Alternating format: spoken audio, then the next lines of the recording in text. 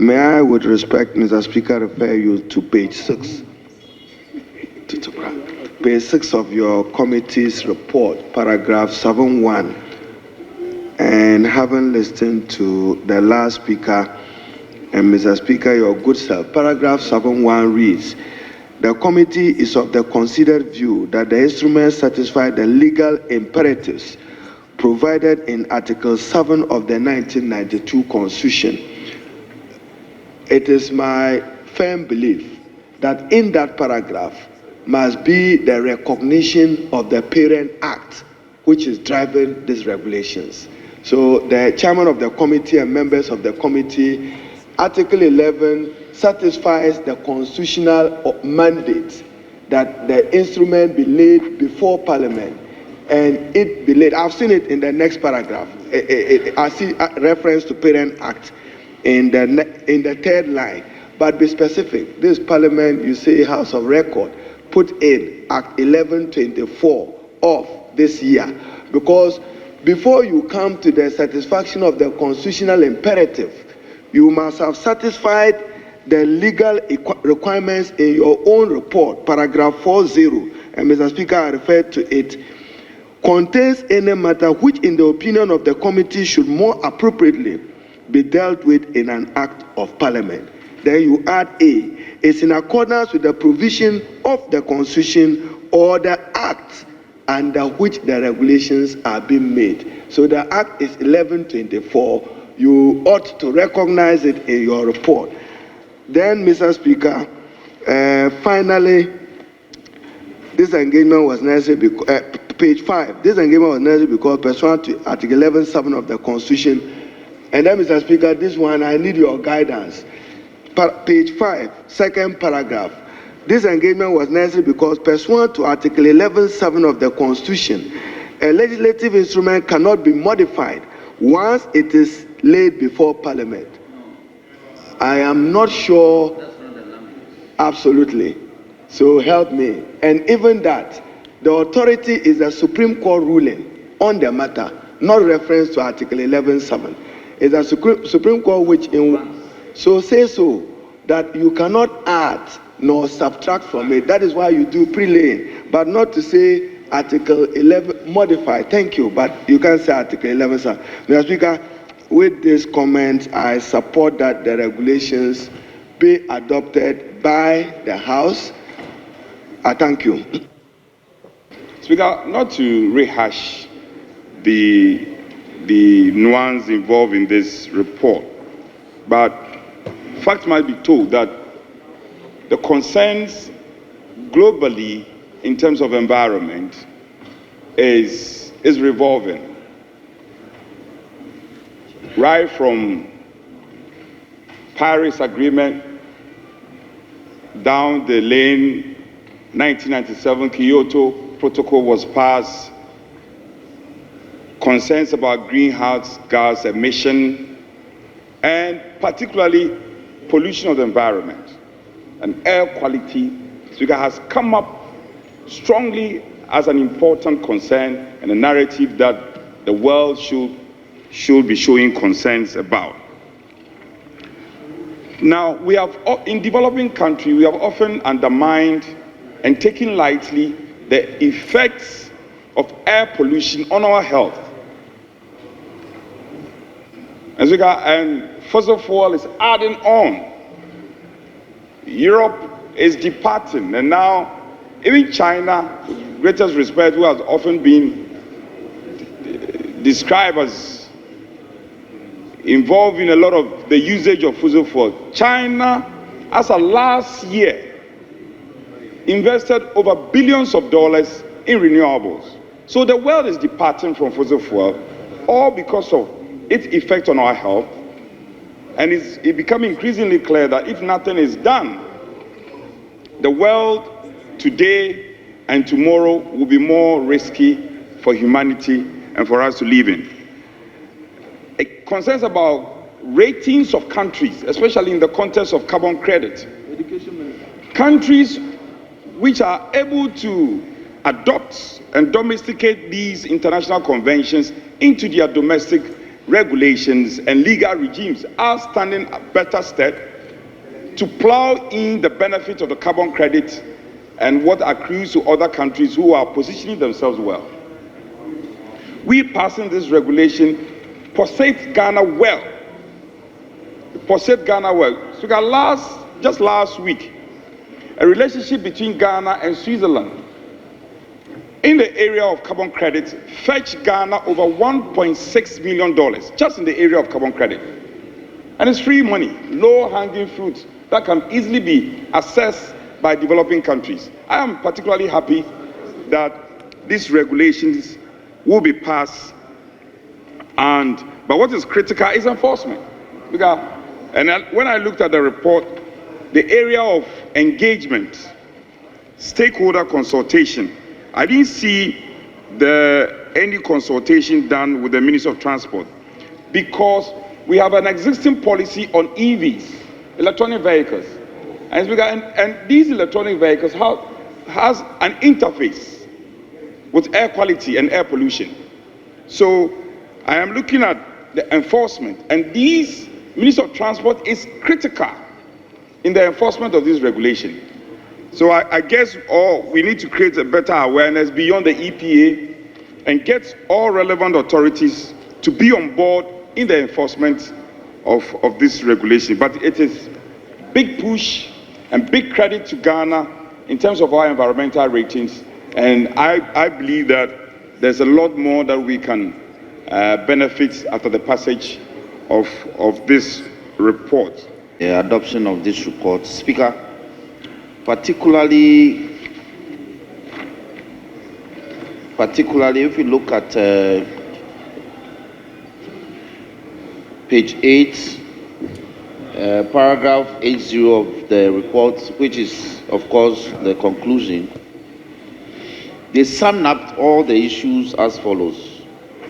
The committee is satisfied that the instrument meets the legal requirements as specified in relevant provisions of the Constitution, our standing orders, and all other relevant enactments existing on the law. And that is of great importance. Speaker, this is your committee speaking. That is of great importance to state that the regulation will enhance air quality across the country. So, Mr. Speaker, on the totality of this observation, let me urge the House that we adopt this so that the air quality of this country, spanning from Hamile to Pusiga to Keta to Elubu, and to Nkommo Wo will be enhanced. Mr. Speaker, I thank you for the opportunity. A road user nominated by the minister. The reason is that when you say private sector road users, who are private sector road users and who are public sector road users? Should I be driving a government vehicle to be a public sector road user? Or if I drive my own private vehicle, I'm a private sector road user? Should I be driving the vehicle as a commercial vehicle to be a private sector road user? So I think that the simplest thing is to say a road user. Road user. When you say road user... So, Honorable Leader, propose amendment to the IV. Yes, so my proposed amendment is, because you see, every other nomination or category is an institution. Either an institution or a professional association or an economic commercial association. But an ordinary road user is not represented. Every other representative is an institution or a commercial association.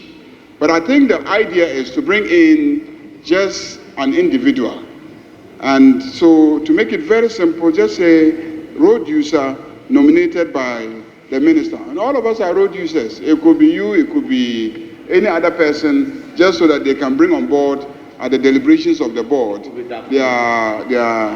their views on the matter. Otherwise, I just want to understand, what do you mean by a private sector road user? Who is a private sector road user? And because people may get confused, so that we'll just support the amendment proposed by the Chief Whip is to maintain the status quo and make the minister responsible for roads and highways a chairperson of the board of the trustees or his representative.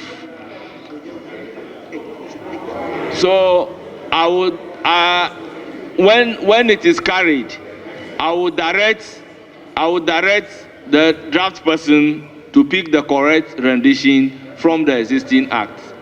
As many as are in favor of the motion, as many as are in the favor of the proposed amendment, say aye. Aye. Those against say no. The ayes have it. The amendment proposed to clause 4(1)(a) is ordered to stand part of the bill. Now, entire clause 4. As many as are in favor of clause 4 as variously amended, standing part of the bill, say aye. Aye. Those against say no. The ayes have it. Clause 4 is ordered to stand part of the bill. How does taking the minister out as chairman improve transparency, accountability, and equity? All we are seeking to do is to improve the fund, but still within the ministry, and for it to be used for the purpose of the ministry. So if you are seeking to change, to remove the minister now as chair from the existing law, what are we seeking to do? Mr. Speaker, on this note, I support the amendment that has been proposed by the Chief Whip. Thank you very much. Honorable members, by way of providing a background, for a good reason, the law has been amended to make the chairperson, the minister, responsible for rules. I always maintain that sometimes in making law, you need to identify a mischief that the law is seeking to address. We saw a problem when the chairperson was given to a person other than the minister. So in order to cure that particular mischief, before today, the law has been amended to give that particular power to the minister. The question therefore is, what is the reason changing it back to the status quo? For standing part of the bill, say aye. Aye. Those against say no. The ayes have it. Clause 54 is ordered to stand part of the bill. Clause 55. Interpretation. Mr. Speaker, no advertised amendment.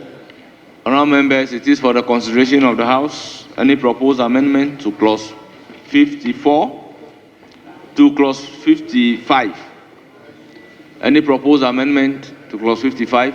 Mr. Speaker, no advertised amendment. Honourable members, in the absence of any proposed amendment to clause 55, the question is, as many as are in favour of clause 55 standing part of the bill, say aye. Aye. Those against say no.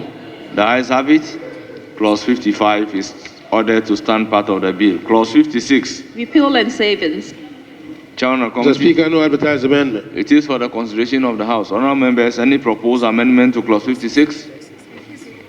Honourable members, the question is, as many as are in favour of clause 56 standing part of the bill, say aye. Aye. Those against say no. The ayes have it. Clause 56 is ordered to stand part of the bill. Clause 57. Transitional provision. No advertised amendment. It is for the consideration of the House. Honourable members, any proposed amendment to clause 57? Honourable members, in the absence of any proposed amendment to clause 57, the question is, as many as are in favour of clause 57 standing part of the bill, say aye. Aye. Those against say no. The ayes have it. Clause 57 is ordered to stand part of the bill. Honourable members, the long title.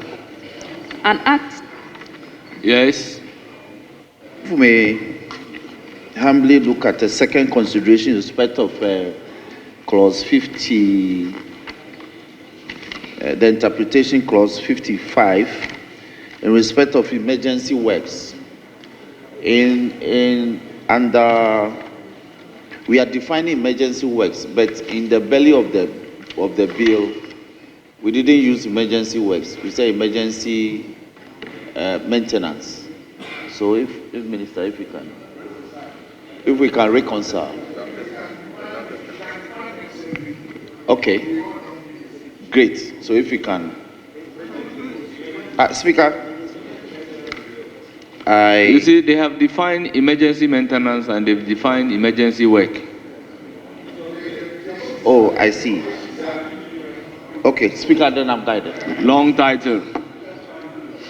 An act to establish the Road Maintenance Trust Fund to provide sustainable financing for the maintenance and rehabilitation of public roads, bridges, and related infrastructure in the country and for related matters.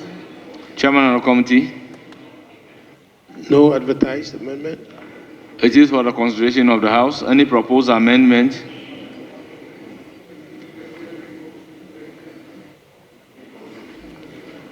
Honourable members, in the absence of any proposed amendment, the question is as many as are in favor of the long title standing part of the bill say aye.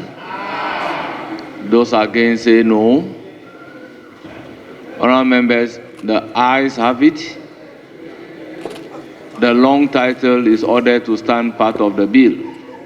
You should add municipal assembly because That is why I directed the drafters that we have a constitutional interpretation for it. So the drafters will just adopt it.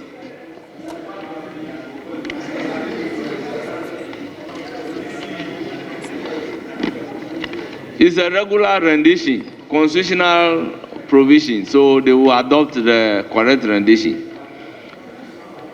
Honourable members, having ended the consideration stage of the Road Maintenance Trust Fund Bill 2025, we then move the motion numbered 10.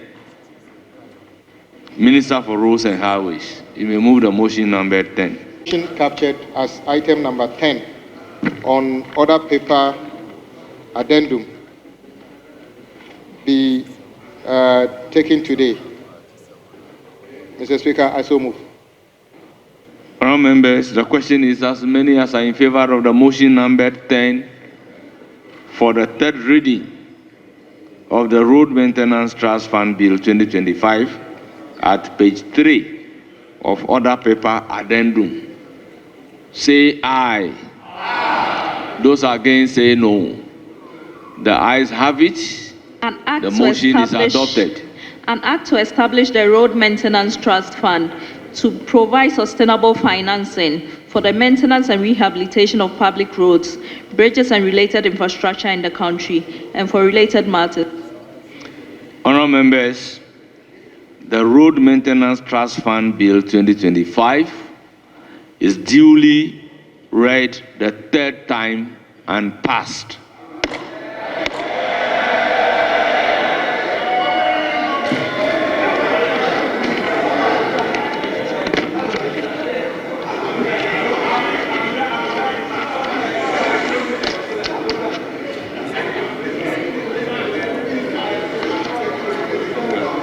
Yeah, thank you.